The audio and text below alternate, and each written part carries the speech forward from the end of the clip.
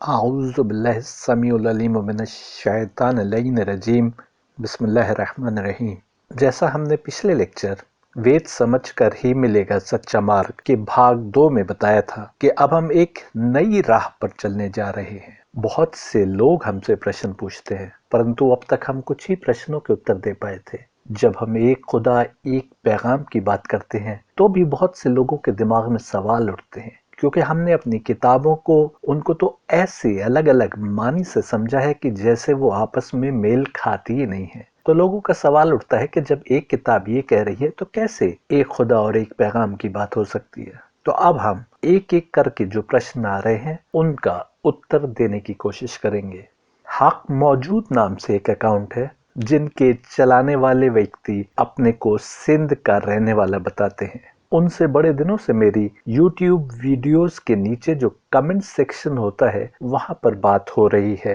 بہت ہی شالینتا سے اور عقل مندی بھرے پرشن پوچھتے ہیں، پرنتو کمنٹ سیکشن میں بات کرنے میں جو بڑی کمی ہوتی ہے وہ یہ کہ ایک ہی سمے میں آپ کئی پرشنوں کے اتر دے رہے ہوتے ہیں اور وہ بھی بنا ریفرنسز کے، آن دا اسپر آف دا مومنٹ، اس سمے جو بھی اتر آپ کے من میں آئے وہ آپ دیتے ہیں۔ ایسا جواب دوسرے کو سنتشٹ بھی کر سکتا ہے اور نہیں بھی۔ اس لیے ہم آج کوشش کریں گے کہ ایک سوال اٹھائیں اور اس کا تسلی بخش جواب دینے کی کوشش کریں۔ آج جس سوال پر بات کریں گے وہ یہ کہ قرآن اپنے بیٹے کی بیوی سے، یعنی جو بہو ہوئی، اس سے شادی کرنا جائز ٹھہراتا ہے کہ نہیں، اور کیا جیسا کہ الزام لگایا جاتا ہے کہ پروفٹ محمد نے اپنے بیٹے کی پتنی سے شادی کی، وہ الزام صحیح ہے کہ نہیں۔ حق موجود اکاؤنٹ چلانے والے ویکتی لکھتے ہیں، سر آپ قرآن پہ اٹھنے والے سوالوں کے جواب میں ویڈیو بناؤ، کیونکہ مسلمز کے ساتھ ہندوز اور ساری دنیا کے لوگ جو سوال اٹھاتے ہیں ان کا تو آپ کو پتا ہوگا، اور اس کی ضرورت بھی زیادہ ہے سر، کیونکہ قرآن پاک پر سوال اور الزام لگ رہے ہیں جن کا نتیجہ برا ہوگا۔ آگے کہتے ہیں، سر آپ ویڈیو بناؤ، جواب دو، حضرت زید کا قصہ اور جنت میں بوائز ہوں گے اور شراب کباب ہوگا، لونڈیاں کیوں رکھتے تھے، اور قرآن پاک میں یہ بھی لکھا ہے کہ مومنین لوگ اپنے بیٹے کی پتنیوں سے نکاح کر سکتے ہیں، چور کے ہاتھ کاٹ دو اور سنسار کی سزا، یہ سب کیا ہے سر؟ آپ کے جواب کا انتظار رہے گا۔ آپ نے جواب دیا تو سمجھو ہمارا سب سے بڑا مسئلہ حل کر دیا سر، سدا خوش رہو سر۔ یہ وہ پرشن کرتے ہیں، پر انہوں نے بہت سارے سوال پوچھ ڈالے، اور بھی بہت سے سوال ہیں جو یہ پوچھتے رہے ہیں، اور ان سب کو ہم دھیرے دھیرے ٹچ کریں گے۔ آج ہم صرف 2 سوال لیتے ہیں جو کہ دراصل ایک ہی سوال ہے۔ یہ حضرت زید کے قصے کے بارے میں پوچھتے ہیں، اور پوچھتے ہیں کہ قرآن پاک میں لکھا ہے کہ مومنین لوگ اپنے بیٹے کی پتنیوں سے نکاح کر سکتے ہیں، کیا ایسا صحیح ہے؟ ایسا نہیں ہے کہ ان سوالوں کا جواب پہلے علماء نے نہیں دیا، کئی لوگوں نے جواب دیے ہیں اور شاید مجھ سے بہتر طریقے سے دیے ہوں، پرنتو پھر بھی یہ سوال ویسے ہی اٹھتے رہے ہیں، شاید اس لیے کہ جو پروپیگنڈا مشینری ان سوالوں کو پھیلاتی ہے ان کو اس کی چنتا نہیں کہ اس کا کیا جواب دیا جا رہا ہے۔ اس میں بہت سے سوال پوچھتے ہیں جواب کے لیے نہیں، پرنتو کیونکہ ان کو سوال پوچھنا ہے، ان کو اٹیک کرنا ہے قرآن پر یا اسلام پر۔ تو جب نیت تمسک ہو، شیطانی ہو، تو روحانی یا ساتوک باتیں کیسے سمجھ میں آ سکتی ہیں؟ پر حق موجود جیسے لوگ وہ جب سوال پوچھتے ہیں تو وہ اسی پروپیگنڈا میں پھنس جاتے ہیں کہ جو ان کے سامنے پروپیگیٹ کیا جا رہا ہے، اور وہ بھی انہی سوالوں کو اور آگے پروپیگیٹ کرنا شروع کر دیتے ہیں۔ یاد رکھیے، قرآن ہو یا پھر وید ہو یا گیتا یا اپنشد یا اور کوئی ڈیوائن کتاب، یہ اس کو ہی سمجھ آ سکتی ہے جو ساتوک راہ پر آگے بڑھنے کی کوشش میں لگا ہو، جو سچے من سے اپنی آتما کو شدھ کر کے ان کتابوں کو سمجھنے کی کوشش کر رہا ہو۔ اور یہ تو میں دکھا چکا ہوں اپنے پہلے کے lecture why Quran guides only those with faith, Quran ایمان والوں کے لیے ہی ہدایت کیوں، اس میں ہم نے گیتا سے اور اپنشد سے دکھایا ہے کہ وہ بھی یہی کہہ رہے ہیں کہ گیتا ہر کسی کے سمجھ میں نہیں آ سکتی، اور قرآن بھی کہہ رہا ہے کہ یہ ایمان والوں کے لیے ہدایت ہے، ہر کسی کے لیے نہیں ہے، یعنی ہدایت ان لوگوں کے لیے ہے جو پہلے آئی کتابوں کو مانتے ہیں اور ان کتابوں سے یہ مانتے ہیں کہ ساری سرشٹی کا ایک ہی خدا ہے، اور اس کے کریشن پلان کو سمجھتے ہیں کہ کیسے اس کی طرف سے اوتار ہماری ہدایت اور راہ دکھانے کے لیے آتے ہیں، اور جو تمس یعنی ظلمت کے شکنجے سے اپنے کو یا تو نکال چکے ہیں یا نکلنے کی کوشش میں اسپرچول ایلیویشن یعنی آتمک اتھان کے مارگ پر لگے ہیں، ان کو ہی یہ ڈیوائن کتابیں سمجھنا آسان ہوتا ہے۔ قرآن کی آیت 33-38 کہتی ہے، "There is not to be upon the prophet any discomfort concerning that which Allah has imposed upon him. This is the established way of Allah with those prophets who have passed on before, and ever is the command of Allah a decree destined." اور نبی پر اس کام کی انجام دہی میں کوئی حرج نہیں ہے جو اللہ نے ان کے لیے فرض فرما دیا ہے۔ اللہ کا یہی طریقہ اور دستور ان لوگوں میں بھی رہا ہے جو پہلے گزر چکے، اور اللہ کا حکم فیصلہ ہے جو پورا ہو چکا۔ حضرت زید سے سمبندھت آیت اس سے بالکل پہلے والی آیت یعنی 33-37 ہے، اور یہ اس کے بس فوراً بعد والی آیت ہے۔ سب سے پہلے تو اس آیت کو سمجھنا ہے اگر اس سے پہلے کی آیت کو ہم سمجھنا چاہتے ہیں۔ اب اللہ کون ہے؟ میں آپ کو دکھا چکا ہوں کہ اللہ کا ارتھ ہے دا گاڈ، یہ ہے اللہ کا لٹرل معنی، اور یہ ناؤن نہیں ہے بلکہ صفت یعنی ایڈجیکٹو ہے۔ یہ پریوگ ہوتا ہے اس ایبسلیوٹ گاڈ کے لیے جو نراکار ہے، یعنی جو جسم و جسمانیات سے پرے ہے، جو سرو ویاپی ہے یعنی ہر جگہ موجود ہے، سرو شکتیمان ہے یعنی اتنا عظیم طاقت رکھنے والا ہے کہ جو بیان نہیں کی جا سکتی، سروگیہ ہے یعنی سب کچھ جانتا ہے، اور کچھ ایسا نہیں جو اس کی نالج میں نہیں۔ اس کو سناتن کتابوں میں برہمن یا مہیش یا ایبسلیوٹ کہا گیا ہے۔ اس نے ایک ساکار شکتی بنائی جو ایک نور ہے، جو عرش پر مقیم ہے اور جس کی کرسی یعنی تھرون ہے، جو ساکار طاقت ہے اور جس کو وشنو یا وجلہ کہا گیا ہے۔ یہ میں پہلے کے لیکچرز میں آپ کو دکھا چکا ہوں۔ اس کے بعد برہما یا دیواتما شکتی ہے جو آتما بھی ہے اور نور بھی، جس سے دیوتا اتپن ہوئے، جو ساری سرشٹی کے گائیڈ ہے، اور جو مانو شریر میں وشنو کے اوتار ہو کر اوترت ہوتے ہیں، جن کے لیے کہا گیا کہ یہ بطور نور بہت شکتیشالی ہیں، پرنتو جب یہ نور مانو شریر میں اوترت ہوتا ہے تو لمیٹڈ شکتی کے ساتھ۔ یہ سب میں آپ کو پہلے کے لیکچرز میں پروفز کے ساتھ دکھا چکا ہوں، اور یہی کریشن پلان ہے جس کو ہم کو سمجھنا اور ماننا ہے۔ جن کے لیے کہا جا رہا ہے کہ وہ نور جب مانو شریر میں اوترت ہوتا ہے تو لمیٹڈ شکتی کے ساتھ، ان کی شکتی کو جب ہم نے دیکھا تو ایسا چکرا گئے کہ ہم نے ان کو خدا یا بھگوان تک مان لیا، جبکہ یہ تو ایبسلیوٹ گاڈ کی شکتی کا تھوڑا سا نمونہ لے کر پیدا ہوئے تھے۔ کبھی ہم نے ان کو پہاڑ ہاتھوں پر اٹھائے دیکھا، کبھی سورج کو پلٹاتے دیکھا، کبھی مردوں کو زندہ کرتے دیکھا اور صرف نگاہ بھر دیکھ کر زندہ کو مارتے دیکھا، کبھی چاند کے 2 ٹکڑے اشارے سے کرتے دیکھا، کبھی بھوش کی سٹیک پروفیسی کرتے دیکھا، کبھی پانی پر چلتے دیکھا، کبھی ہوا میں اڑتے دیکھا، کبھی دیوار کو سونے کا بتاتے دیکھا، کبھی لاٹھی کو سانپ بناتے دیکھا، کبھی بارش کرتے دیکھا، فرشتوں کو ان کی غلامی کرتے دیکھا، اور اس کے بعد ان میں سے کسی کو یہ بھی کہتے سنا کہ تم ہمارے بارے میں جتنی عظیم بڑائی سوچ سکتے ہو سوچ لو، تم ہم کو اس سے بڑا پاؤ گے، پرنتو ہم کو کبھی اللہ کی برہمن کی بندگی سے باہر نہ کرنا۔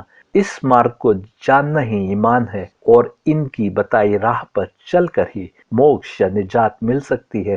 اور ہم آپ کو دکھا رہے ہیں ہر ڈیوائن کتاب سے، یعنی وید سے، اپنشد سے، گیتا سے، قرآن سے، اولڈ ٹیسٹمنٹ سے، اور جو کچھ زمین پر آیا اس میں یہی کریشن پلان موجود ہے جس کو ہم کو پڑھنا اور سمجھنا ہے۔ اور برہمن کے اس برہمانڈ میں، اللہ کے اس کریشن میں ہمارا وجود ایک ناچیز کی طرح ہے، شاید اسی طرح بہت چھوٹا جیسا ایک چیٹی ہماری نگاہوں میں ہے، یا اس سے بھی چھوٹا۔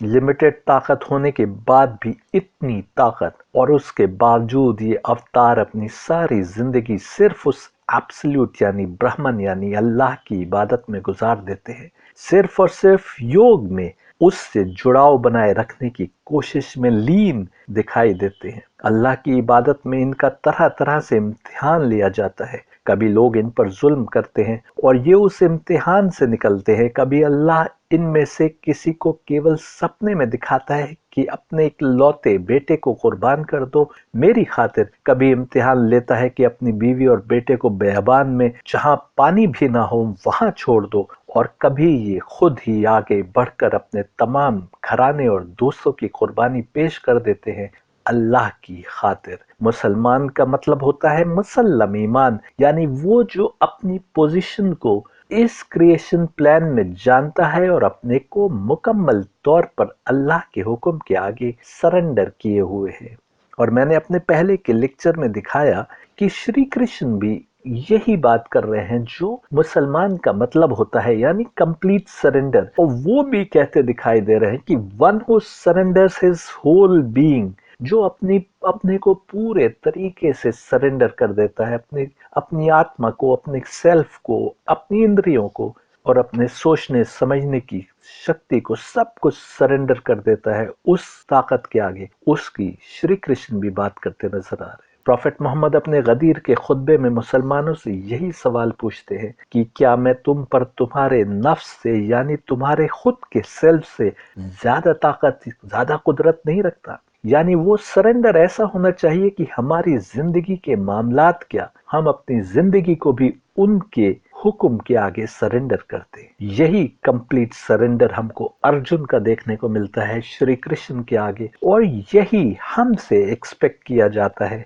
कि हमारा सरेंडर हो। यदि हम मुसलमान हैं तो प्रॉफेट मोहम्मद को अवतार जानते हुए उनके आगे, पर प्रॉफेट मोहम्मद से ऊपर विष्णु है और विष्णु से ऊपर ब्रह्मन यानी अल्लाह है, तो उसके आगे किस तरीके का सरेंडर हमको करना होगा ये हमको सोचना है। और यही बात आयत 33-38 में कही जा रही है। अल्लाह अपने नबियों की सुपुर्दगी का इम्तिहान लेता है। आम लोगों का इम्तिहान भी सख्त हो जाता है जब वो स्पिरिचुअल एलिवेशन की राह पर आगे बढ़ जाते हैं। बहुत से इम्तिहान में पास होते हैं, बहुत से, जैसे सेज विश्वामित्र जो मोक्ष के लेवल पर पहुंचने बैठे थे, लेकिन मात्र एक नर्तकी के नृत्य में गिरफ्तार होकर इम्तिहान में फेल हो जाते हैं।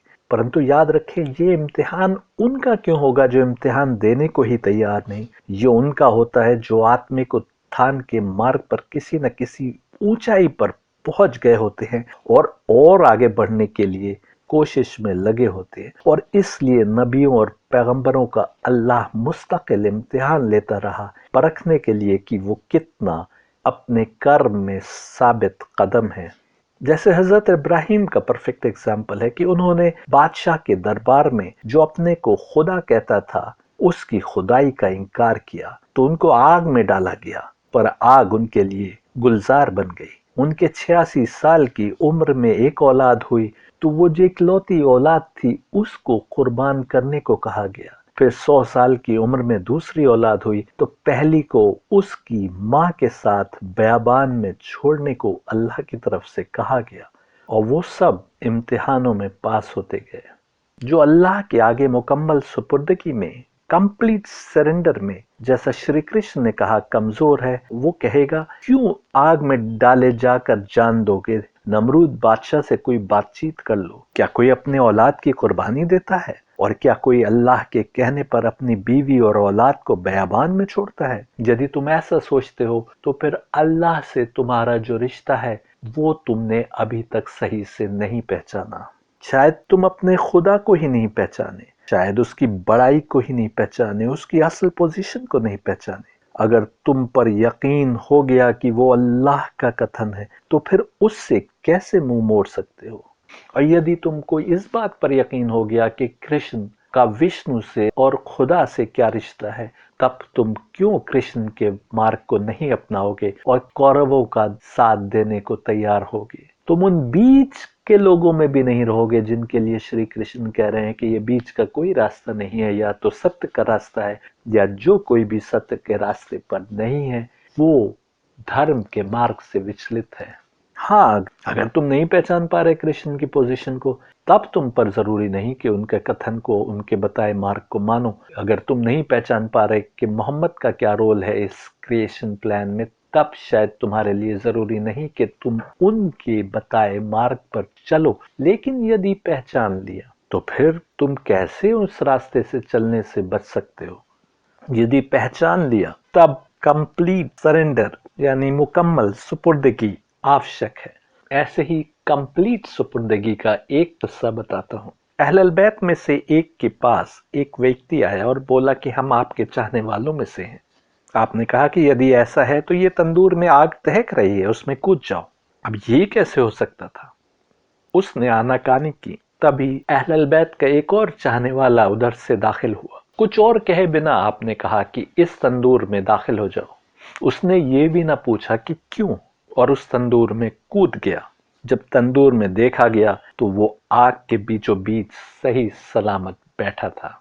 इतना इंट्रोडक्शन इसलिए दिया कि अल्लाह ने जो कह दिया वो पसंद आए या ना आए, जो ब्राह्मण या विष्णु से हम तक आया है उसको हमको समझने की कोशिश करना है और उस पर चलना है। और जब हमसे इस प्रकार का कंप्लीट सरेंडर एक्सपेक्ट किया जाता है तो नबी तो करेगा ही, वो तो और आगे की मंजिलों पर है। जैसे इब्राहिम ने अपनी बीवी और बेटे को बियाबान में छोड़ा तो ये नहीं पूछा कि क्यों ये हुक्म दे रहे हो। अल्लाह से बेहतर मसलहतों को कौन जानने वाला है? आगे के हालात का अल्लाह से बेहतर कौन जानने वाला है? हमने देखा कि इब्राहिम की औलाद फली फूली और उसमें ही ये देवतागण यानी अहलल बैत पैदा हुए। 33-38 में अल्लाह कह रहा है कि नबी से उनको मुखातिब करके कहा जा रहा है कि तुम जैद की पूर्व पत्नी ज़ैनब से शादी करो, और ये करना नबी पर फर्ज कर दिया गया। और आगे कहा जा रहा है कि अल्लाह का तरीका और दस्तूर उन लोगों में भी रहा है जो पहले गुजर चुके, कि उनका इम्तिहान लेता है, और अल्लाह का हुक्म फैसला है जो पूरा हो चुका, यानी वो होना ही है, अब तुमको उस पर अमल करना है, ये तुम्हारे लिए लाजिम है। अक्ल रखने वाले सोचे, यदि मुझे प्यास लगी है तो इम्तिहान क्या होगा? मैं पानी पी लूं या ये होगा कि पानी ना पीऊं? यानी जो करने में मुझे नुकसान दिख रहा हो या करने का मन ना हो वो करूं, तब तो इम्तिहान होगा। अल्लाह का हुक्म है कि नबी ज़ैनब से शादी करे, और अल्लाह कह रहा है कि उसका यही तरीका और दस्तूर उन लोगों में भी रहा है जो पहले गुजर चुके। तो इसका मतलब साफ है कि ज़ैनब से शादी करने की मर्जी प्रॉफिट मोहम्मद की स्वयं नहीं थी, पर अल्लाह के हुक्म के आगे उन्होंने ऐसा किया। अल्लाह ने ज़ैद की पूर्व पत्नी से शादी को क्यों कहा ये तो अल्लाह ही जानता है, पर हम अक्ल से समझने की कोशिश करेंगे कि उसने ऐसा क्यों कहा होगा। पर पहले जाने कि ज़ैद और ज़ैनब का किस्सा क्या है। हजरत ज़ैद हारिस बिन शुराबिल के पुत्र थे, इसलिए कई लोग उनको ज़ैद बिन हारिस भी कहते हैं। एक कबीला था कल्ब, उससे इनके पिता का संबंध था, और उनकी माता सूदा बिनते सालबा थी जो तय कबीले की एक ब्रांच थी बनीमान, उससे संबंध रखती थी। जब ज़ैद की उम्र 8 वर्ष की थी तो उनकी माँ उनको लेकर अपने मैके गई जो बनी मान था। उसी समय में एक और कबीला था बनी कैन बिन जसर, जिसने बनी मान कबीले पर हमला किया, उनके माल को लूटा या बर्बाद किया, और उनमें से कुछ मर्दों को जिनमें ज़ैद भी थे कैदी बनाकर ले गया। उस जमाने में ये प्रथा थी कि बंदियों को लोग या तो स्वयं गुलाम बनाकर रखते थे या उनको बेच देते थे और वो दूसरे के गुलाम हो जाते थे। बनी कैन बिन जसर ने ज़ैद को उकीस, जो कि ताइफ के करीब एक जगह थी, वहां के मेले में गुलाम के तौर पर बेच दिया। ज़ैद को हाकिम बिन हिजाम ने खरीदा, जो कि हजरत खदीजा के भाई के पुत्र यानी भतीजे थे। हाकिम उनको मक्का ले आए और अपनी पैटर्नल आंट यानी फूफी अर्थात बुआ को यानी जनाबे खदीजा को भेंट कर दिया। जब एक रिवायत के हिसाब से प्रॉफिट मोहम्मद की उम्र 25 साल थी और हजरत खदीजा की 40 साल, तब इन दोनों की शादी हुई। उस समय ज़ैद हजरत खदीजा के यहाँ नौकरी करते थे, उनके गुलाम के तौर पर रहते थे। प्रॉफिट मोहम्मद को जैद का आचरण और तौर तरीका इतने पसंद आए कि उन्होंने अपनी पत्नी खदीजा से जैद को मांग लिया। प्रॉफिट मोहम्मद के कैरेक्टर से इम्प्रेस होकर ही तो खदीजा ने उनसे शादी की थी। जैद भी ऐसे ही आका की छत्र छाया में आ गए। उस समय हजरत जैद की उम्र 15 वर्ष की थी। कुछ समय बाद जैद के पिता और चचा को पता चला कि जैद मक्का में है। वो मक्का में प्रॉफिट मोहम्मद के पास आए और उनसे कहा कि जो कीमत चाहें लेकर जैद को वापस दे दे। प्रॉफिट मोहम्मद ने कहा कि उस बच्चे को बुला लेता हूं और फिर उसकी मर्जी है कि वो आपके साथ जाना चाहे या मेरे साथ रहना चाहे। यदि वो जाना चाहे तो मैं कोई कीमत नहीं लूंगा और आप लोगों के साथ जाने दूंगा, लेकिन यदि वो मेरे साथ रहना चाहे तो मैं ऐसा व्यक्ति नहीं हूं कि उसको चलता करूं जो मेरे साथ रहने का इच्छुक है। उन लोगों ने कहा कि ये एकदम सही रास्ता है और सही बात है और इंसाफ का फैसला है, आप जैद को बुलवाएं। उस समय की प्रथा थी कि लोग गुलाम को और भी बड़ी कीमत पर बेचा करते थे। जिस जैद को खरीद कर लाया गया था उसको बिना कीमत वापस करने को प्रॉफिट मोहम्मद तैयार थे। प्रॉफिट मोहम्मद ने जैद को बुलवाया और पूछा कि क्या वो इन दोनों व्यक्तियों को जानता है। जैद ने कहा कि हाँ, ये मेरे पिता और चचा हैं। प्रॉफिट मोहम्मद ने कहा कि तुम इनको भी जानते हो और मुझको भी, तुम्हारी मर्जी है कि इनके साथ जाओ या मेरे साथ रहो। उसने कहा कि मैं चाहता हूं कि आपके साथ रहूं और आपको छोड़कर न जाऊं। जैद के पिता और चचा ने कहा कि क्या तुम गुलामी को पसंद करते हो आजादी से, दूसरों के साथ रहना पसंद करते हो अपनी माँ बाप और फैमिली की जगह। जैद ने जवाब दिया कि मैंने इस व्यक्ति को जैसा पाया है उसके बाद मैं दुनिया में किसी के साथ भी नहीं रहना चाहता। ये उत्तर सुनकर जैद के पिता और चचा इस पर मान गए कि जैद मक्का में प्रॉफिट मोहम्मद के साथ ही रहे। उसी समय प्रॉफिट मोहम्मद ने जैद को आजाद कर दिया और काबा में कुरैश के ग्रुप के सामने अनाउंस किया कि गवाह रहना कि अब से जैद मेरा बेटा है, वो मेरा वारिस होगा और मैं इसका। ये उस समय का तरीका था कि काबा में कुछ गवाहों के सामने किसी को बेटा मान लिया जाता था। तो अब जैद प्रॉफिट मोहम्मद के मुंह बोले बेटे या एडॉप्टेड सन हो गए और लोग उनको जैद बिन मोहम्मद भी कहने लगे। याद रहे, ये उस समय की बात है जब प्रॉफिट मोहम्मद को प्रॉफिटहुड नहीं मिली थी, यानी वो आम इंसान थे और नूर उनके अंदर अवतरित नहीं हुआ था और वो उस समय की जो प्रथाएं चल रही थी उन्हीं प्रथाओं के अनुसार काम कर रहे थे। जब प्रॉफिट मोहम्मद को प्रॉफिटहुड यानी नबूवत मिली तो जैद 30 वर्ष के थे और प्रॉफिट मोहम्मद के साथ 15 वर्ष गुजार चुके थे। वो उन शुरू के लोगों में से थे जिन्होंने इस्लाम कबूल किया और उसके भी 16-17 वर्ष बाद हिजरत के बाद चौथे वर्ष में प्रॉफिट मोहम्मद ने उनकी शादी अपनी फर्स्ट कजन ज़ैनब से कर दी। ज़ैनब का मेहर अपने पास से दिया और उनको घरेलू सामान दिया कि वो गृहस्थी की शुरुआत कर सके। ज़ैनब और प्रॉफिट मोहम्मद फर्स्ट कजन थे। इसका मतलब कि वो बचपन से एक दूसरे को जानते थे और दोनों साथ ही बड़े हुए थे। ख्याल रहे कि जब जैद की शादी ज़ैनब से हुई उस वक्त जैद की उम्र 46-47 वर्ष थी तो प्रॉफिट मोहम्मद की उम्र 56-57 वर्ष रही होगी। उस समय प्रॉफिट मोहम्मद की पत्नी खदीजा की मृत्यु हो चुकी थी और कजन होने के नाते प्रॉफिट मोहम्मद ज़ैनब को अच्छे से जानते थे। यदि उनको ख्वाहिश रही होती कि ज़ैनब से शादी करने की तो उनकी शादी जैद से न की होती बल्कि स्वयं करते। जब हम कुरान देखें तो ऐसा लग रहा है कि जैसे जैद और ज़ैनब की शादी भी अल्लाह के हुक्म से ही हुई थी और इस शादी के जरिए अल्लाह कोई खास मैसेज देना चाहता था। वो क्या मैसेज था इस पर हम बाद में बात करेंगे। सही बुखारी में अनस एक रिवायत नरेट करते हैं कि जैद बिन हारिस प्रॉफिट मोहम्मद के पास आए अपनी पत्नी की शिकायत करने के लिए, लेकिन प्रॉफिट मोहम्मद उनसे ये कहते रहे कि अल्लाह से डरो और अपने वाइफ को अपने साथ रखो।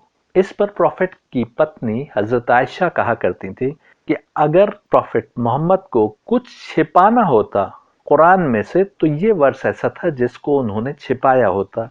ज़ैनब प्रॉफिट मोहम्मद की दूसरी पत्नियों के सामने बोस किया करती थी, गुरूर में कहा करती थी کہ تم کو شادی میں دیا گیا تمہاری فیملیز کے دوارا، لیکن میری شادی رسول اللہ سے 7 سورگوں کے اوپر ہوئی، یعنی اللہ کے حکم سے ہوئی۔ اور ثابت کہتے ہیں کہ یہ ورس 33-37 This was revealed in connection with Zainab and Zaid bin Haris کہ یہ زینب اور زید بن حارث کے لیے نازل ہوا تھا۔ ایسی ہی روایت صحیح مسلم میں بھی موجود ہے۔ داؤد نے رپورٹ کیا اسی اتھارٹی کے اوپر کہ جو حدیث ابن علیہ سے ہم نے نیریٹ کی کہ حضرت عائشہ کہا کرتی تھی کہ اگر محمد کو کچھ چھپانا ہوتا کہ جو ان کے پاس آیا تھا، ان کے اوپر اترا تھا، تو انہوں نے یقیناً اسی ورس کو چھپایا ہوتا، کہ جس میں کہا جا رہا ہے کہ keep your wife to yourself and fear Allah, and you were concealing in your heart that which Allah was going to disclose, and you were fearing men while Allah has a better right that you should fear him۔ یعنی ایک طریقے سے اللہ profit محمد کو تنبیہ کر رہا ہے کہ تم وہ چھپا رہے تھے کہ جو ہم نے تم کو بتانے کے لیے بولا تھا، اور اس لیے چھپا رہے تھے کہ تم کو ڈر تھا کہ اس پر قریش تمہارا مذاق اڑائیں گے، تمہارے اوپر لعن طعن کریں گے۔ تو زیادہ امپورٹنٹ یہ ہے کہ اللہ کا حکم جو ہے وہ پورا ہو کر رہے۔ تو یہی وجہ ہے کہ حضرت عائشہ کہا کرتی تھی کہ اگر پروفٹ محمد کو قرآن کی کوئی آیت چھپانا ہوتی، نہ بتانا ہوتی، تو یہ آیت تو ان کے خلاف تھی جس کو بھی انہوں نے ظاہر کر دیا، اور یہی کارن تھا، یہی ان کی ایمانداری تھی جو ایک سبب رہا ہوگا جس کے کارن ان کو پروفٹ ہوڈ ملی۔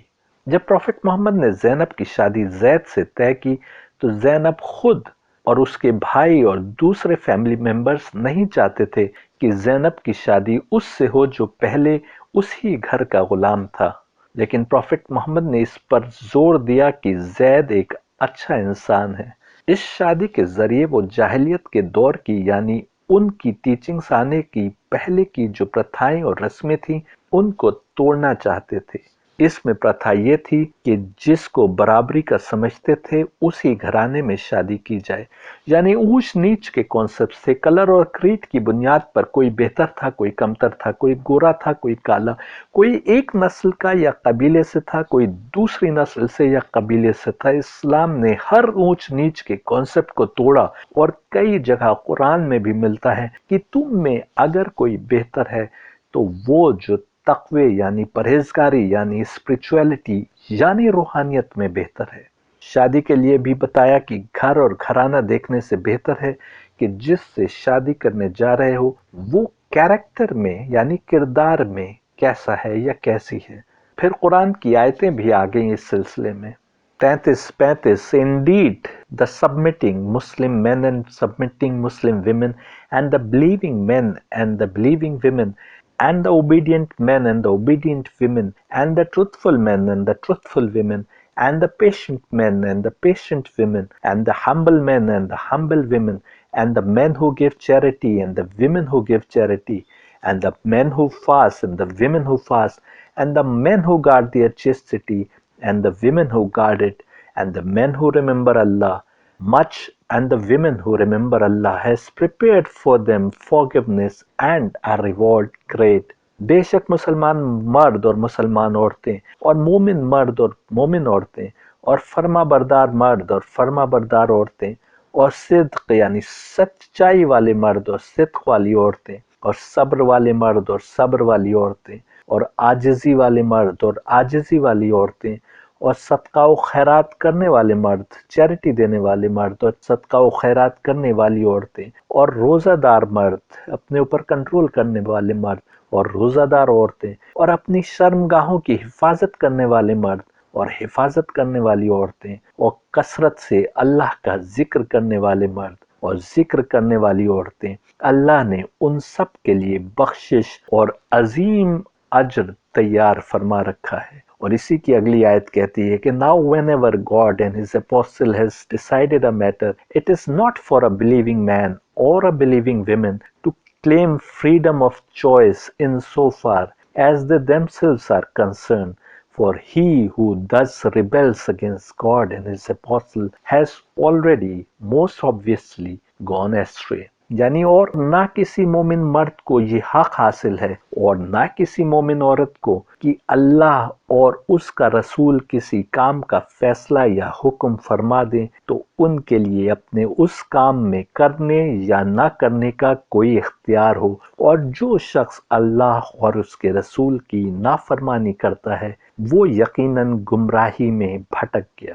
اب یہ آیت وہی کہہ رہی ہے جو غدیر کے میدان میں پروفٹ محمد نے اپنے ساتھیوں سے پوچھا تھا کہ کیا میں تمہاری جانوں پر تم سے زیادہ حق نہیں رکھتا؟ یعنی اگر اللہ کا یا اس کے رسول کا کوئی فیصلہ ہے تو اس کو نہ ماننے والا گمراہی میں بھٹک گیا۔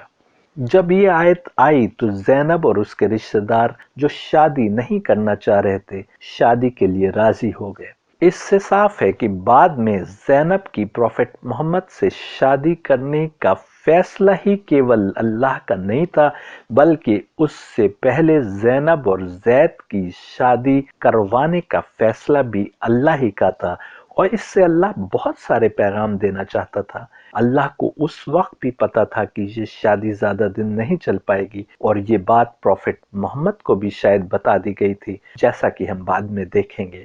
ابن عباس، قتادہ، اکرمہ اور مقاتل بن حیان روایت کرتے ہیں کہ یہ آیت آئی جب پروفٹ محمد نے حضرت زینب کی شادی حضرت زید سے کرنے کی خواہش کی، اور زینب اور اس کے رشتہ دار تیار نہیں تھے۔ ابن عباس کے مطابق پروفٹ محمد نے شادی کا پروپوزل دیا تو زینب نے کہا کہ میں ونشاولی میں یعنی لائنیج میں اس سے بہتر ہوں۔ ابن سعد نے لکھا ہے کہ انہوں نے یہ بھی کہا کہ میں اس کو اپنے لیے صحیح نہیں ٹھہراتی، میں پیدائش سے قریش ہوں۔ اسی پرکار کے وچار زینب کے بھائی عبداللہ بن جیش کے بھی تھے، جن کے نزدیک زید ایک آزاد کیا ہوا غلام تھا اور زینب پروفٹ محمد کے خاندان سے تھی۔ ان کی پھوپھی امیمہ بنت عبد المطلب کی بیٹی تھی۔ ان کو پسند نہیں تھا کہ پروفٹ محمد قریش کے ایک اونچے خاندان کی لڑکی جو کہ پروفٹ محمد کے سویم کے خاندان سے تھی اس کی شادی کا پروپوزل ایک آزاد شدہ غلام سے دے۔ اس پر قرآن کی آیت 33-36 آئی جو ہم نے ابھی آپ کو سنائی، جس کے بعد زینب اور ان کے رشتہ داروں نے اس پروپوزل کو مان لیا اور پھر پروفٹ محمد نے ان کی شادی کر دی۔ اپنی جیب سے 10 دینار اور 60 درہم دیے مہر کے طور پر، زینب کے لیے شادی کی پوشاک دلوائی اور گرہستی کا کچھ سامان بھجوایا۔ اور حالانکہ یہ ورث ایک خاص موقع پر آیا تھا، لیکن یہ ہمیشہ کے لیے قانون بن گیا کہ جو کرنے کا پروفٹ محمد نے حکم دیا اور جو کرنے سے روکا وہ ہر زمانے میں ان کے ماننے والوں کے لیے ضروری ہے کہ اس پر عمل کریں۔ آیت 33-37 دیکھتے ہیں جو آگے بتاتی ہے کہ دراصل کیا سچویشن تھی۔ 33-37 And when you said to the one, Allah bestowed favor on him and you bestowed favor on him, keep to yourself your wife and consciously revere Allah, but you concealed within yourself what Allah was to disclose, and you fear the people while Allah has more right that you should fear him. So when ended that from her necessary formalities, we married her to you so that not there be on the believers any discomfort concerning the wives of their adopted sons when they have ended from them necessary formalities, and is the command of Allah accomplished. یعنی اور اے رسول یاد کیجئے جب آپ نے اس شخص سے فرمایا جس پر اللہ نے احسان فرمایا تھا، اور آپ نے بھی احسان فرمایا کہ تم اپنی بیوی یعنی زینب کو اپنے پاس رکھے رکھ اور اللہ کی اطاعت کرتے رہو، اور آپ اپنے دل میں رکھے تھے وہ جس کو اللہ کو ظاہر فرمانا تھا اور آپ کو لوگوں کے طعنے کا ڈر تھا، حالانکہ اللہ زیادہ حقدار ہے، آپ اس کا خوف رکھیں۔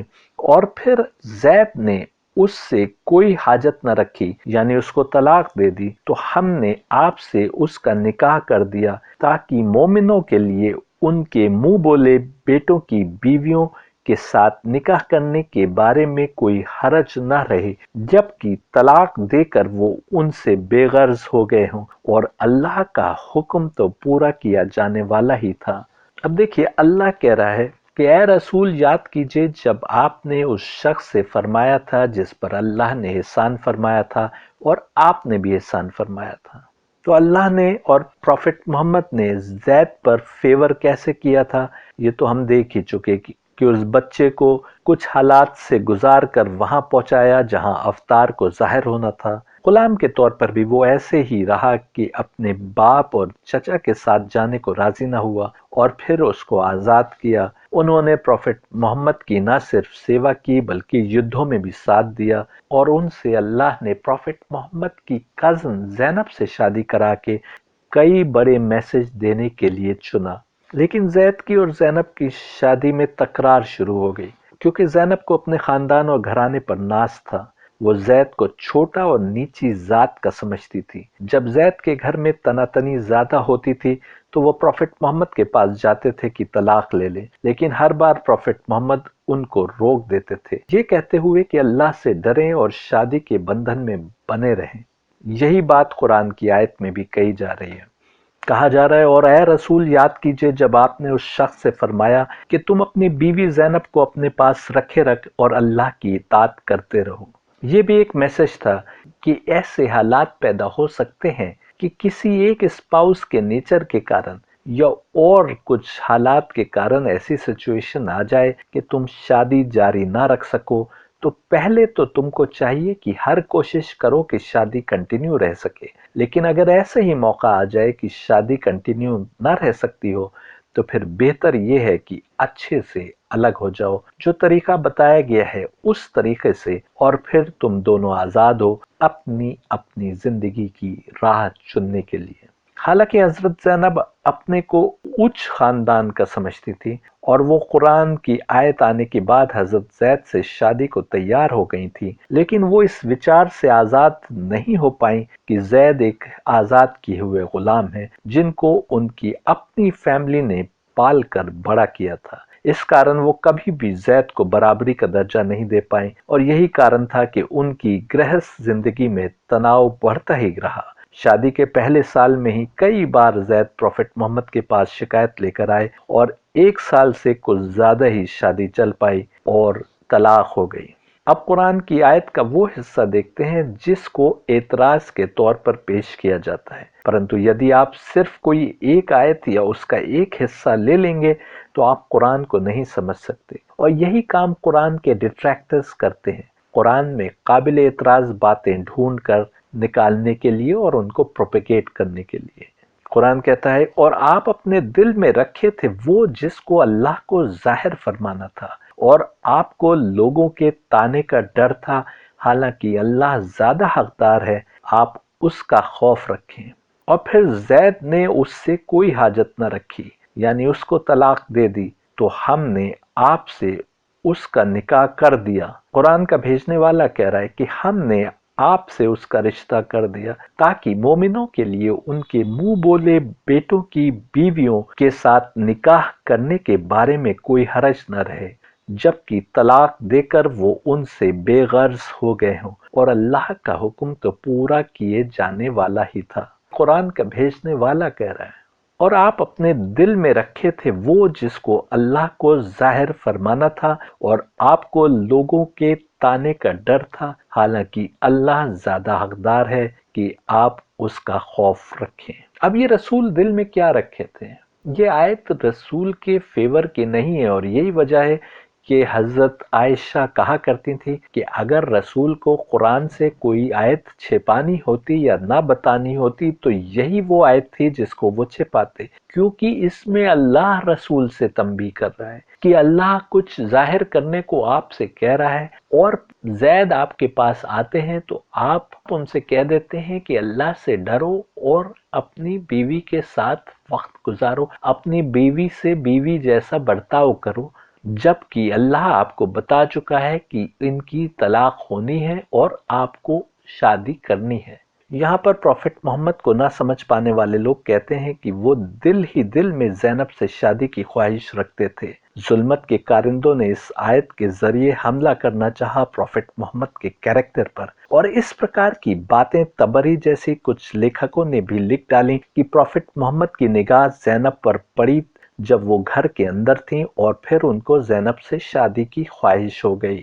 تبری کی کتاب پڑھیں تو اس میں ایسی بہت سی روایتیں ہیں جن سے لگتا ہے کہ یا تو ان کے ویسٹڈ انٹرسٹ تھے یا وہ ظلمت کے کارندے بنے تھے کہ صحیح اور غلط کے بیچ تمیز نہ کر پائیں۔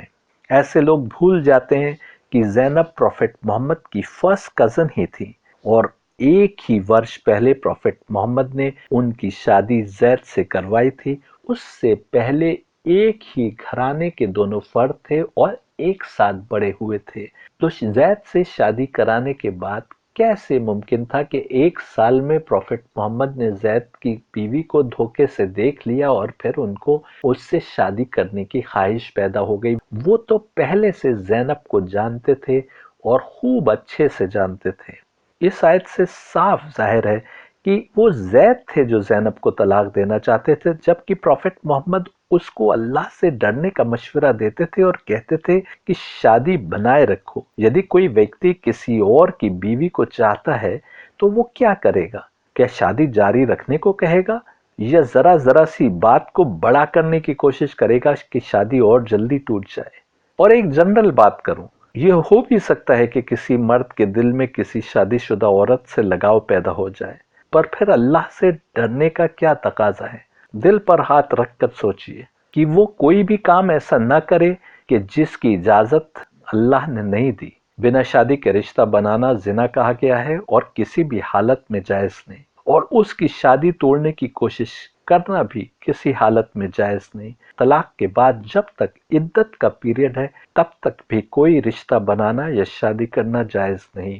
عدت کے بعد بھی بنا شادی کے کوئی رشتہ بنانا جائز نہیں، لیکن اگر عدت ہو گئی ہو تو پھر شادی کر کے رشتہ بنانا تو ہر طرح سے جائز ہے۔ پھر جو ہوا وہ غلط کیا ہے؟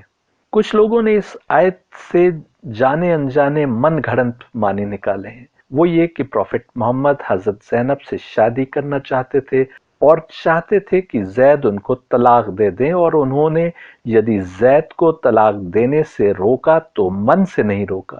پر یہ تو آپ اپنے من سے ایسا کہہ رہے ہیں، جو کچھ لکھا ہے اس سے تو یہ ثابت نہیں ہوتا۔ اور جیسے پروفٹ محمد تو اپنے دل میں کچھ چھپائے تھے، یہ وہ لوگ یہ کہتے ہیں جو اللہ ظاہر کرنا چاہ رہا تھا۔ یہ کہتے وقت وہ بھول جاتے ہیں کہ اللہ ہی اسی سورے کی آیت 33:1 سے 5 میں صاف طور پر کہہ رہا ہے کہ منہ بولا بیٹا یا اڈاپٹڈ سن حقیقی بیٹے کے برابر نہیں ہو سکتا۔ اس سے صاف ہے کہ جب زید اور زینب کے رشتے میں کڑواہٹ پیدا ہو رہی تھی تو اللہ نے پروفٹ محمد کو جانکاری دے دی تھی کہ ان کا طلاق ہوگا اور پروفٹ محمد کو اس کے بعد زینب سے شادی کرنا ہوگی۔ سماج میں جو پرتھا پھیلی تھی اس کو توڑنے کے لیے یہ آوشک تھا، اور اس لیے پروفٹ محمد کو جھجک تھی کہ منہ بولے بیٹے کی بیوی سے طلاق کے بعد شادی کرنے پر لوگ بہت کچھ کہیں گے، جیسا کہ آج تک کہنے والے کہہ رہے ہیں، اور خاص کر اس سمے میں جب گنتی کے لوگوں نے ان کا دین قبول کیا تھا اور عرب میں ہر طرف مذاق بنانے والے اور کرٹیسائز کرنے والے لوگ موجود تھے۔ پر حضرت عائشہ کا کتھن جو صحیح مسلم اور صحیح بخاری دونوں میں موجود ہے، اس سے بھی یہ صاف ہوتا ہے کہ اللہ کے حکم سے زینب کی پروفٹ محمد سے شادی ہوئی تھی، اور زینب کے لیے حضرت عائشہ کہتی ہیں کہ وہ ہم میں سے ہر کسی سے یہ کہا کرتی تھی کہ تم لوگوں کی شادی تمہارے گھر والوں نے اور رشتہ داروں نے پروفٹ محمد سے کی، لیکن میری شادی تو 7 آسمانوں کے اوپر، 7 ہیونز کے اوپر، 7 سورگوں کے اوپر وہاں طے ہوئی اور وہاں ہوئی۔ یدی پروفٹ محمد زینب سے شادی کرنا چاہ بھی رہے تھے تو وہ کیسے ہو پاتا یدی زید اس کو طلاق نہ دیتے؟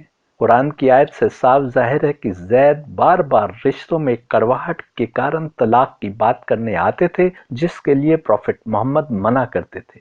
زید کی اگر ہم زندگی دیکھیں تو اس طلاق کے بعد بھی اور زینب کی پروفٹ محمد سے شادی کے بعد بھی پروفٹ محمد کے ویسے ہی قریبی دکھائی دیتے ہیں اور لوئل بنے ہوئے دکھائی دیتے ہیں، اور کئی یدھوں میں ان کا ساتھ دیتے ہوئے دکھائی دیتے ہیں۔ قرآن کہہ رہا ہے، اور آپ کو لوگوں کے طعنے کا ڈر تھا، حالانکہ اللہ زیادہ حقدار ہے، آپ اس کا خوف رکھیں۔ लेकिन अल्लाह ना सिर्फ उस प्रथा को तोड़ना चाहता था बल्कि बताना चाहता था कि मुंह बोला बेटा हकीकी बेटे के बराबर नहीं हो सकता। यही कारण है कि जब हजरत जैद ने ज़ैनब को तलाक देने की इच्छा दिखाई तो प्रॉफिट मोहम्मद ने उसको अल्लाह से डरने और तलाक न देने की नसीहत की, परंतु अल्लाह तो इस शादी से एक बहुत बड़ा रिफॉर्म करना चाहता था उस समय के समाज में, और इसलिए ये शादी होना भी ज़रूरी थी। और उस शादी के बाद तलाक के बाद प्रॉफिट मोहम्मद को उस तलाकशुदा औरत से शादी करना भी ज़रूरी थी। इस वर्स का ऐसा ही एक्सप्लेनेशन इमाम ज़ैनुल आबदीन ने दिया है, जो इब्न जरीर और इब्न कसीर ने इब्न अबी हातिम की अथॉरिटी पर लिखा है। वो कहते हैं कि अल्लाह ने प्रॉफिट पर जाहिर कर दिया था कि ज़ैनब से उनको शादी करनी होगी, लेकिन जब जैद ने ज़ैनब की शिकायत की उनसे तो प्रॉफिट मोहम्मद ने उनको तंबीह करी कि अल्लाह से डरें और उसको बीवी बनाए रखें। और कुरान कह रहा है कि जब तुम जैद से अपनी बीवी को तलाक न देने की तनबीह कर रहे थे तो तुम छिपा रहे थे वो जो अल्लाह जाहिर करने वाला था। यदि कोई अक्ल से कुरान को समझना चाहे तो उसको देखना होगा कि अल्लाह ने आखिर क्या जाहिर किया। क्या ये जाहिर किया कि प्रॉफिट मोहम्मद का ज़ैनब से इश्क था, या ये जाहिर किया कि अल्लाह अरबों में जो रस्म थी उसको तोड़ना चाहता था, समाज में रिफॉर्म लाना चाहता था, और इसलिए उसने प्रॉफिट मोहम्मद को हुक्म दिया जब तलाक हो गई और इद्दत का पीरियड खत्म हो गया कि प्रॉफिट मोहम्मद ज़ैनब से शादी करें। और अल्लाह साफ तौर पर यह भी कह रहा है कि समाज की बातों से उनके तानों से न डरो, अल्लाह सब कुछ जानने वाला है और अल्लाह के हुक्म के आगे कोई भी कानून नहीं। अल्लाह का हुक्म ही तो दरअसल कानून है। आयत 33-37 का आखिरी हिस्सा साफ कर रहा है कि वो रिफॉर्म क्या था जो अल्लाह को करना था। और फिर जैद ने उससे कोई हाजत न रखी, यानी उसको तलाक दे दी, तो हमने आपसे उसका निकाह कर दिया ताकि मोमिनों के लिए उनके मुंह बोले बेटों की बीवियों के साथ निकाह करने के बारे में कोई हरज न रहे, जबकि तलाक देकर वो उनसे बेगर्ज हो गए हों, और अल्लाह का हुक्म तो पूरा किया जाने वाला ही था।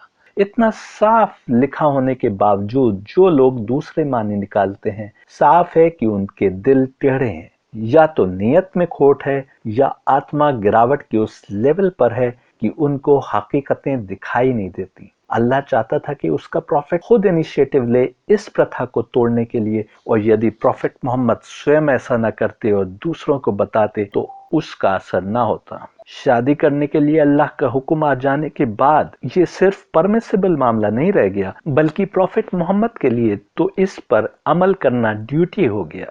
ये बात सैयद अबुल आला मौदूदी ने अपनी किताब तफहीम अल कुरान में इस आयत की तफसीर में लिखी है। अल्लाह के नजदीक मुंह बोला कोई रिश्ता नहीं होता। कुरान ने कुछ रिश्ते बताए हैं जो महरम हैं और उन रिश्तों से शादी नहीं की जा सकती। वो रिश्ते क्या हैं, इस डिटेल में जाएंगे तो लेक्चर और लंबा हो जाएगा, लेकिन ये साफ है कि मुंह बोला भाई सगा भाई नहीं हो सकता कि वो बहनों और माँ के लिए महरम हो जाए, और मुंह बोली बहन सगी बहन नहीं हो सकती कि वो भाई या बाप के लिए महरम हो जाए। इसी तरीके से मुंह बोला बेटा बेटियों के लिए महरम नहीं हो सकता, और मुंह बोला बेटा सगा बेटा भी नहीं हो सकता। हमारे नेचर को क्रिएट करने और पूरी तरीके से जानने वाला अल्लाह, उसका ये हुक्म है जो कानून बनाता है ताकि समाज का ताना बाना दुरुस्त रहे। और सिर्फ आयत 33-37 में ही नहीं, कुरान की एक आयत पहले भी साफ कर चुकी थी कि अरब में जो एडॉप्ट करने की रस्में हैं वो उनकी अपनी पुरानी रस्में थी और इस्लाम इनकी इजाजत नहीं देता, और इस्लाम ने इन रस्मों को तोड़ने की कोशिश की। इसी सूरह अहज़ाब की आयत 1 से आगे देखते हैं। 33:1 कहती है, O prophet consciously revere Allah and do not obey the disbelievers and the hypocrites, indeed Allah is all knower all wise. ए नबी, आप अल्लाह की इताअत करते रहें, उससे श्रद्धा बनाए रखें, या ये कि बताए मार्ग पर चलते रहें, या उससे डरते रहें और काफिरों और मुनाफिकों का कहा न माने। बेशक अल्लाह सब ज्ञान और उत्तम युक्ति रखने वाला है। अब काफिर कौन है, यहाँ पर दूसरी बहस में नहीं पड़िएगा। काफिर कौन है ये मैं बिल्कुल साफ कर चुका हूँ अपने पहले ही लेक्चर में, जो YouTube channel the true voice के ऊपर अपलोड हुआ था। या अय्युहन नबी इत्तक़िल्लाह कहा जा रहा है। यहाँ पर इत्तक़ा का शब्द आया है कि अल्लाह की इताअत करते रहें, और प्रॉफिट मोहम्मद ने 33-37 में जैद को तंबीह की तो भी उससे वही कहा जो अल्लाह ने प्रॉफिट से इस आयत में कहा था कि keep to yourself your wife, और वत्तक़िल्लाह यानी अल्लाह की इत्तिक़ा यानी उसके आगे कंप्लीट सरेंडर करते रहो। यहाँ पर भी बात आ रही है कि अल्लाह के आगे मुकम्मल सुपुर्दगी, उसकी इताअत हर तरीके से करने के लिए तैयार रहो। ऐ नबी, आप अल्लाह की इताअत करते रहें, उसकी फर्मा बरदारी करते रहें। और 33:2 कहती है, and follow but that which comes unto thee through revelation from thy sustainer, for God is truly aware of all that you do। और आप उसकी पैरवी करते रहें जो आपको आपके रब की तरफ से भेजा जाता है, बेशक अल्लाह को सब जानकारी है जो कर्म तुम करते हो। और 33:3 कहती है, and put your trust in Allah and Allah is sufficient as disposer of affairs। और अल्लाह पर भरोसा रखो और अल्लाह ही कारसाज काफी है, यानी कामों का अच्छा अंजाम करने वाला है। और 33:4 देखिए, Allah has not assigned unto any man two hearts within his body, nor has he made your wives whom you declare to be your mothers, nor has he made those whom you claim to be your sons. These are but figures of speech uttered by your mouths, whereas God speaks the absolute truth, and it is He alone who can show you the right path। कि यहाँ के ऊपर बिल्कुल साफ तौर के ऊपर मुंह बोले बेटे एडॉप्टेड सन के लिए कहा जा रहा है कि वो सन नहीं है। अल्लाह ने किसी आदमी के लिए उसके पहलू में 2 दिल नहीं बनाए, और ना तुम्हारी औरतों को जिनको तुम माँ कह बैठे हो तुम्हारी माँ बनाया, और ना तुम्हारे मुंह बोले बेटों को तुम्हारे हकीकी बेटे बनाया। ये सब तुम्हारे मुंह की अपनी बातें हैं, और अल्लाह हक बात फरमाता है और वही सीधा रास्ता दिखाता है। यानी साफ तौर पर कुरान पहले भी कह चुका था कि मुंह बोला बेटा या एडॉप्शन के माध्यम से बना रिश्ता वैसा नहीं हो सकता जो जेन्युइन रिश्ता है।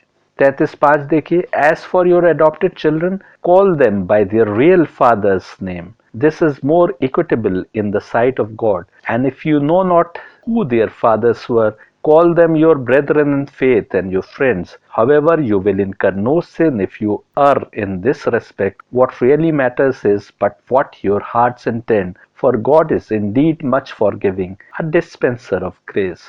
तुम उन मुंह बोले बेटों को उनके बाप के नाम से ही पुकारा करो, यानी तुम उनको अपना नाम नहीं दे सकते, उनके बाप का ही नाम लिया जाएगा, उसी के नाम से पुकारा जाएगा, और अल्लाह के नजदीक ये ज्यादा अदल है।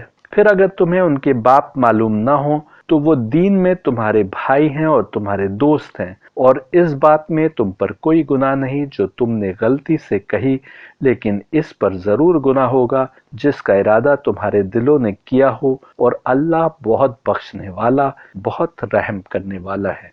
यानी ज़ैद बिन मोहम्मद कहना गलत है, ज़ैद बिन हारिस कहना सही होगा। और कुरान ये भी साफ कर रहा है कि अगर अब तक तुमने ज़ैद बिन मोहम्मद पुकारा तो उसका कोई गुनाह नहीं, लेकिन कुरान की आयत आ जाने के बाद अब तुम जानते बूझते उसको मोहम्मद का बेटा नहीं कह सकते, और मुंह से बोलने से कोई बेटा नहीं हो जाता, और किसी को माँ बना लेने से भी वो हकीकी माँ नहीं हो जाती। और ये आयत पहले आ चुकी थी, इसका मतलब ज़ैद को भी पता था, ये आयत ज़ैनब को भी पता थी, प्रॉफिट मोहम्मद को भी पता थी। प्रॉफिट मोहम्मद की ज़ैनब से शादी उस टैबू को तोड़ने के लिए अल्लाह ने कराई, जो टैबू उस समय प्रिवेलेंट था, जो अरब के कल्चर का हिस्सा था, जिसके अनुसार अडॉप्टेड सन यानी मुंह बोला बेटा हकीकी बेटे के समान होता है। अल्लाह कह रहा है कि ये तो केवल तुम्हारी अपनी कही सुनी मान्यताएं हैं जिनको अल्लाह तोड़ने का हुक्म दे रहा है।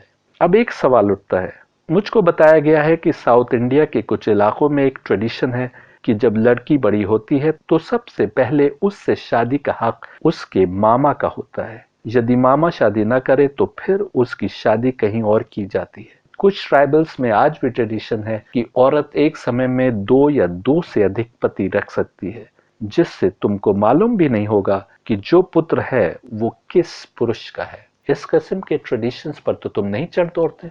तुम यदि उनको सही मान रहे होते तो तुम भी ऐसे ही करते। तुम स्वयं ऐसा नहीं कर रहे हो, पर फिर भी खामोश हो कि ये तो उनका अपना ट्रेडिशन है, ये तो उनकी अपनी रस्में हैं। पर तुम कुरान को क्रिटिसाइज करने लगते हो, और जहां मुंह बोले बेटे की बात हो रही है उसको भुलाकर ये प्रोपेगेट करने लगते हो कि कुरान अपने बेटे की बीवी से शादी की इजाजत देता है। सोचो ऐसा क्यों? इसीलिए बहुत से लोगों को जो ये अटैक करते हैं और समझाने पर भी नहीं समझते, उनसे मैं कह देता हूं कि कुरान की चिंता छोड़ो और अपने आत्मिक उत्थान पर काम करो, क्योंकि तुम कुरान और अल्लाह को मान ही नहीं रहे, फिर क्यों चिंता करते हो कि उसमें क्या लिखा है? केवल अपनी डिवाइन किताब को सही सही समझो और उसके द्वारा आत्मिक उत्थान की राह पकड़ो।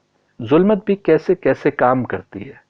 ओल्ड टेस्टमेंट में उसने लिखवा दिया कि जैकब यानी याकूब किसी चौराहे पर गए जहां प्रोस्टिट्यूट्स बैठा करती थी, और वहां उनकी अपनी बहू चेहरा छिपाकर बैठ गई थी। वो उसको घर ले आए और उसके साथ शादी नहीं की, बल्कि प्रोस्टिट्यूट जैसा रिश्ता बनाया।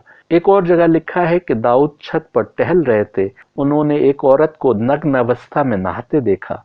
उन्होंने उसके पति को सेना में शामिल करके युद्ध के लिए भेज दिया और स्वयं उससे रिश्ता कायम किया। ये सब हकीकतें नहीं है। जुल्मत हर दौर में हर डिवाइन स्क्रिप्चर की समझ में खोट पैदा करने में लगी रही। ओरिजिनल ओल्ड टेस्टमेंट में ऐसा किसी भी हाल में नहीं लिखा हो सकता, परंतु जो ट्रांसलेशंस हमारे पास हैं उनमें ऐसा लिखा है। प्रॉफेट मोहम्मद का कैरेक्टर एसेसिनेशन करने के लिए खासकर क्रूसेड्स के पीरियड में कुछ ज्यूज और क्रिश्चियंस काम कर रहे थे। वो अपनी किताबों में क्या है वो तो देखने की कोशिश नहीं करते, और प्रॉफेट मोहम्मद के लिए भी वैसी ही बातें बनाने की कोशिश करते हैं जैसी जुल्मत ने यानी तमसिक ताकतों ने छल के द्वारा अपने कारिंदों से उनकी किताबों में डलवा दी। ऐसे सब लोगों से मैं कहता हूँ, कुरान में क्या है उसकी चिंता छोड़ो, अपने धर्म को सही सही समझने की कोशिश करो, क्योंकि वहां से भी तुम हक तक पहुंच सकते हो। अब एक सवाल रह गया कि मुंह बोला बेटा क्यों सगे बेटा जैसा नहीं हो सकता। पहला जवाब तो ये है कि जिन रिश्तों को तुम जायज मान रहे हो वो क्यों मान रहे हो? इसलिए कि वो तुम्हारी प्रथा है, रीति रिवाज में शामिल है, या तुम्हारी किताबों में लिखा है। मैंने इस लेक्चर के शुरू में दिखाया था कि अल्लाह का हुक्म अपनी जान से ज्यादा प्यारा होना चाहिए। फिर अगर मुसलमान जिस किताब को अल्लाह की किताब के तौर पर मान रहे हैं, वो किताब कह रही है कि मुंह बोला बेटा सगे बेटे के बराबर नहीं है और उसकी पत्नी से शादी हो सकती है, तो तुम क्यों परेशान होते हो? जब तुम और इस प्रकार की प्रथाएं जहां जहां हो रही हैं उस पर उंगली नहीं उठाते। और कुरान की छोड़ो, सिर्फ गूगल पर रैंडम सर्च करके देख लो और तुमको पता चल जाएगा कि अल्लाह यानी ब्राह्मण, क्योंकि हमारा क्रिएटर है, वो हमारे नेचर को ज्यादा अच्छे से जानता है। द गार्जियन अखबार की साइट है www.theguardian.com। उस पर एक आर्टिकल है a different kind of love, और उसमें एक डिबेट है कि does a mother love a child she has adopted in the same way as she might love a birth child, and why is it such a taboo to ask. Kate Hilpern investigates कि क्या कोई माँ अपने adopted बच्चे से वैसे ही प्यार कर सकती है कि जैसा वो अपने बच्चे से करती है। ये गार्जियन का आर्टिकल है और उसमें लिखा है, if something tragic happened to my adopted daughter I would be devastated but I wouldn't die. If something happened to either of my two boys who I gave birth to I feel I would die, says Tina Patty. I don't love my daughter any less, but it's a different kind of love. With my sons, my love is set in stone. It's that die for you love that would never change no matter what. With Sherry, it's a love that develops and grows. It's a more of a process than an absolute. यानी ये औरत बता रही है कि वो अपने दो बेटों के लिए जो मोहब्बत रखती है वो ऐसी है कि जिसके लिए वो जान भी दे सकती है, पर जो उसकी बेटी जो अडॉप्टेड है उसके लिए वो उस तरीके का मोहब्बत उसके दिल में नहीं है। हालांकि वो चाहती है पर वो ऐसा नहीं चाहती, और वो एक प्रोसेस के तहत एक लव बढ़ा है धीरे धीरे साथ रहने के कारण, पर जो अपने बेटे से पैदा होते ही मोहब्बत होती है वो वैसी मोहब्बत उससे नहीं है। आगे लिखा है, in families such as Tina Patties where there are both biological and non biological children, it's a question that is put to the test, it's a question that gets to the very heart of what it means to be a parent. कि उस article में एक टीना patty नाम की औरत है जिसके पास दोनों प्रकार के बच्चे हैं, बायोलॉजिकल भी हैं और नॉन बायोलॉजिकल यानी अडॉप्टेड भी हैं, और उन्हीं के सामने ये क्वेश्चन रखा जा सकता है। और जब उनसे पूछा गया तो उसने कहा कि ये दोनों से मोहब्बत बराबर की नहीं हो सकती, ये एकदम साफ जाहिर है। अब इसके और पहलू देखो, टीना पैटी के 2 बेटे हैं और 1 बेटी है। दोनों बेटे उसके अपने हैं जो उसने खुद पैदा किए हैं और ये बेटी अडॉप्टेड है। क्या एक ही घर में रहने के बावजूद वो दोनों बेटे इस बेटी से वैसे ही सगी बहन जैसा रिश्ता रख पाएंगे? तो समाज में और प्रॉब्लम्स क्रिएट होने की तरफ हम बढ़ रहे हैं यदि हम इस प्रकार के रिश्तों को प्रमोट करते हैं।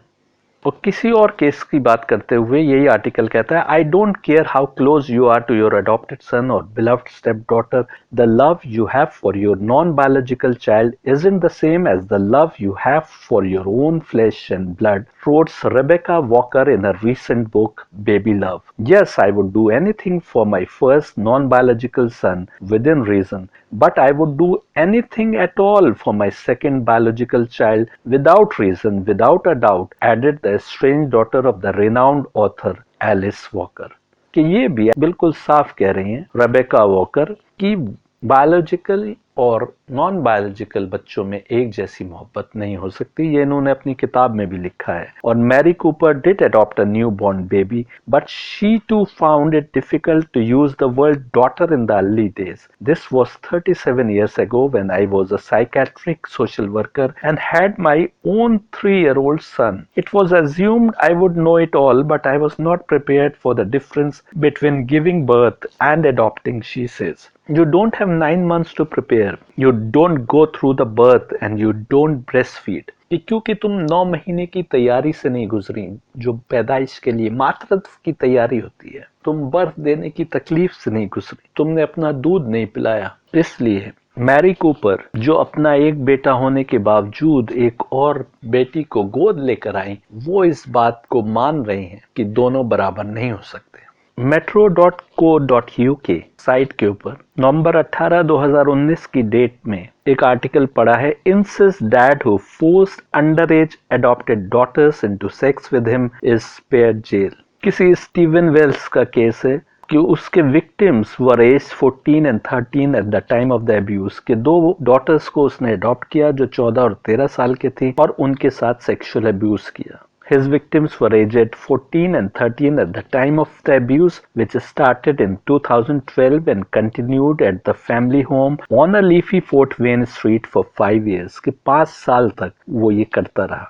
Detroit.cbslocal.com पर एक न्यूज आर्टिकल पढ़ा है, foster father 61 accused of having sex with 16-year-old adopted daughter. A Macomb Township man who fostered at-risk children has been accused of having sex with one of his foster children. Pittman allegedly had sex with his 16-year-old adopted daughter last month. कि 16 साल की adopted बेटी से इसने एक sexual relation कायम किया।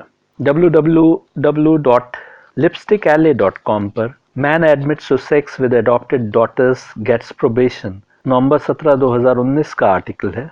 ये शायद वही वाला है जो मैं पहले बता चुका हूँ कि a Fort Wayne man charged with having sex with his 2 adopted daughters will avoid prison time following sentencing Friday in Allen County Superior Court. www.stuff.co.nz पर शायद न्यूजीलैंड की न्यूज है, जून 21, 2016 का आर्टिकल। ये सब रैंडम सर्च के ऊपर सामने आए। A Manawatu man who dominated his wife through psychological abuse and control, which resulted in her having sex with her stepson, has admitted to engaging in a sordid string of sexual abuses against his stepdaughter.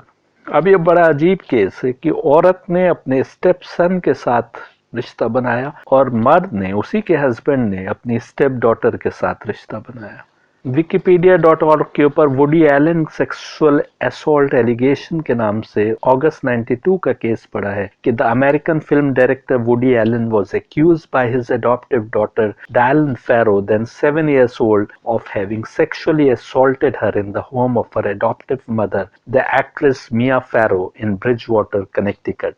और ये assault जो है बाद में prove नहीं हुआ था, पर ये फिल्म डायरेक्टर था जिसके ऊपर उसी की अडॉप्टिव डॉटर ने, जो उस वक्त 7 साल की थी, उसने सेक्सुअल असॉल्ट का इल्जाम लगाया था। news.sky.com के ऊपर खबर पड़ी है कि sex abuse claims by Allen's adopted daughter Dylan Farrow against him have been re-examined since the me too movement emerged। कि मी टू मूवमेंट emerge होने के बाद डायलन फैरो, जो कि अडॉप्टेड डॉटर थी, अडॉप्टेड बेटी थी, मुंह बोली बेटी थी वुडी एलन की, वो केस को फिर से री एग्जामिन किया गया है। और ये सिर्फ सेक्सुअल रिलेशन की बात नहीं है, अब्यूज और तरीके का भी हो सकता है। और बाप ने अडॉप्ट किया बेटे या बेटी को, तो सिर्फ उन्हीं के बीच अब्यूज नहीं हो सकता, बल्कि जब वो उस घर में आकर रहने लगा तो उस घर के और फर्द, उसी के जो और अडॉप्टेड भाई बहन है या उन्हीं की जो सगे बच्चे हैं, उनका इस बच्चे के साथ क्या रिश्ता बन रहा है, ये भी इम्पोर्टेंट है। क्या वो बिल्कुल वैसे ही रिश्ता हो पाता है कि जो सगे भाई बहन जैसा है? बहुत से केस में होता भी होगा, लेकिन जब कानून बनाया जा रहा है तो वो एक इंसान की अपनी फितरत को देखते हुए बनाया जा रहा है, और उस फितरत में खुदा को ये लगता है कि अडॉप्टेड बेटा वैसा नहीं बन सकता कि जैसा असली नेचुरल बेटा होता है। www.huffingtonpost.in के ऊपर एक आर्टिकल है, mother accused of abusing 7 adopted children forcing them to perform on YouTube.